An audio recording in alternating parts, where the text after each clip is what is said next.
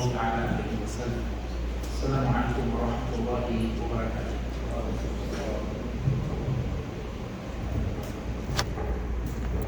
Allah subhanahu wa ta'ala is ever bountiful. In this guidance has told us about children. Let us today remind ourselves of some of the guidance in the glorious Quran and from the beloved Messenger sallallahu alaihi wasallam about children. First of all, Allah subhanahu wa ta'ala tells us in Surah Shura, Surah number 49, Surah number 42, Ayat 49 and 50. أعوذ بالله من الشيطان الرجيم يهب لمن يشاء إناثا ويهب لمن يشاء ذكور أو يزوجهم ذكرانا وإناثا ويجعل من يشاء عقيما. He, Allah subhanahu wa ta'ala, gives as a gift to whomsoever He pleases female children, and He gives as a gift to whomsoever He pleases male children, or He gives gifts both male and female children, and He leaves childless whomsoever He wills. So we remind ourselves first of all that children are a gift from Allah subhanahu wa ta'ala. Allah subhanahu wa ta'ala has explicitly told us this in Surah Shura.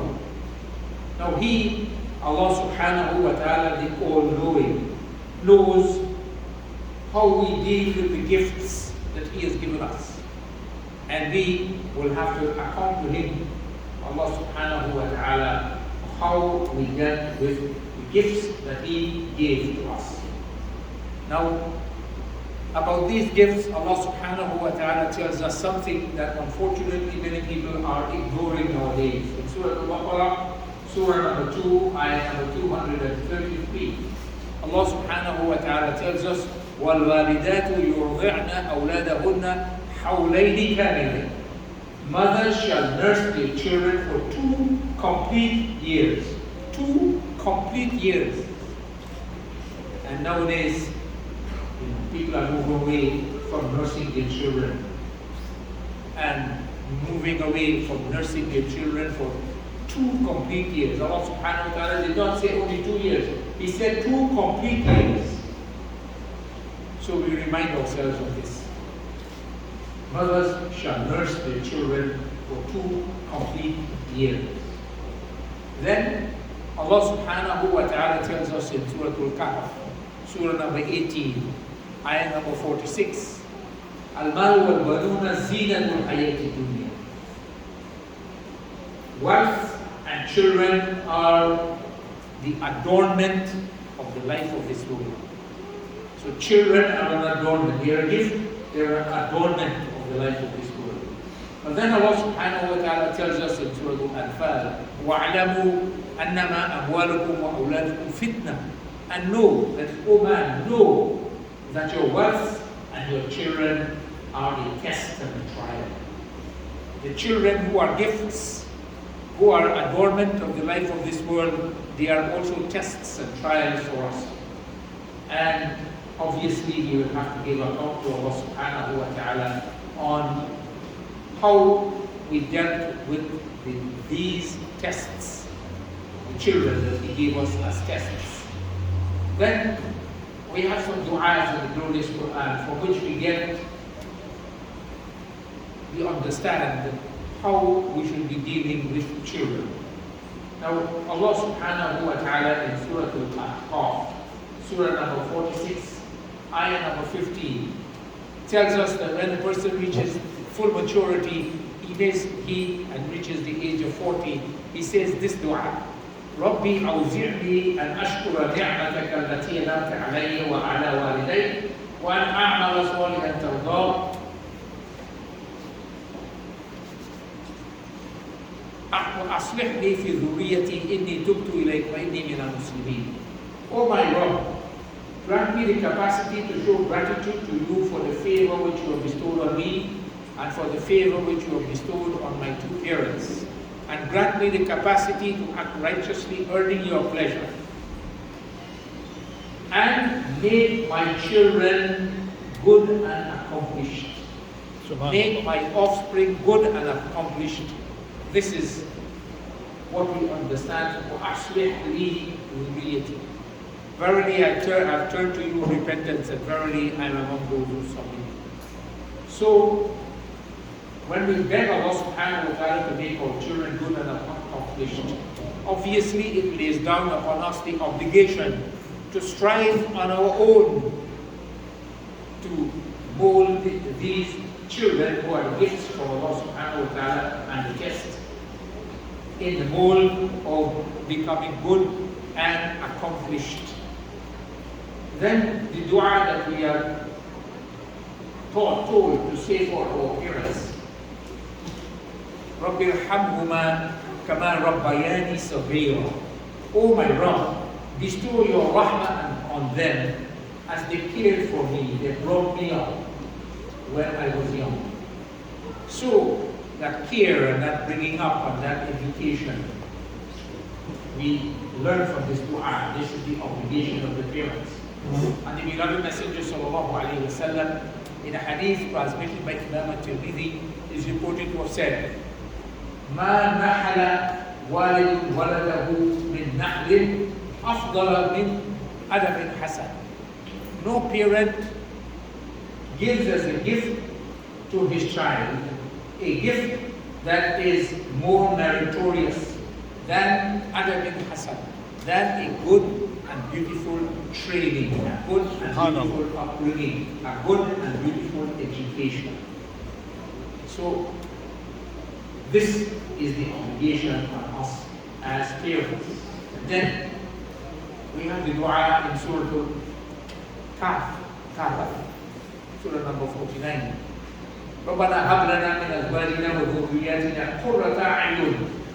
O our Lord, grant us from our spouses and children the cooling of our eyes. The cooling of our eyes. And therefore it behooves parents to be striving to make their children the cooling of their eyes. And we remind ourselves of the command that Allah subhanahu wa ta'ala has given us in Surah Al-Tahrim, Surah number 66, ayah number 6. قُوا أَنفُسُكُمْ يَا أَيُّهَا الَّذِينَ آمَنُوا قُوا أَنفُسَكُمْ وَأَهْلِيكُمْ نَارًا. O you who have attained to faith, save yourselves and save your families. Save yourselves, therefore, and your spouses and children from a fire. وَقُولُوا النَّاسُ وَالْحِجَارَةُ. The fuel of that of which is human beings and stones. So we are commanded to save our children from the fire. So we need to examine ourselves in relation to the children that Allah subhanahu wa ta'ala has given to us as gifts, who are an adornment of the life of this world, who are a test and a trial. Are we striving? Are we striving to save them from the fire? Unfortunately,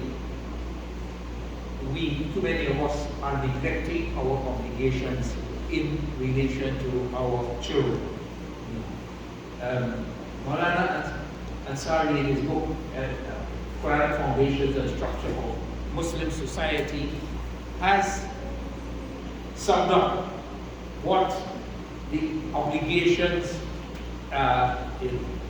of parents are in relation to their children. I would just like to read it out. Establishment of an atmosphere of growth and understanding for the child's proper growth. Protection against all evils, neglect, cruelty, and exploitation. Provision of adequate nutrition, proper housing, recreation, and medical service.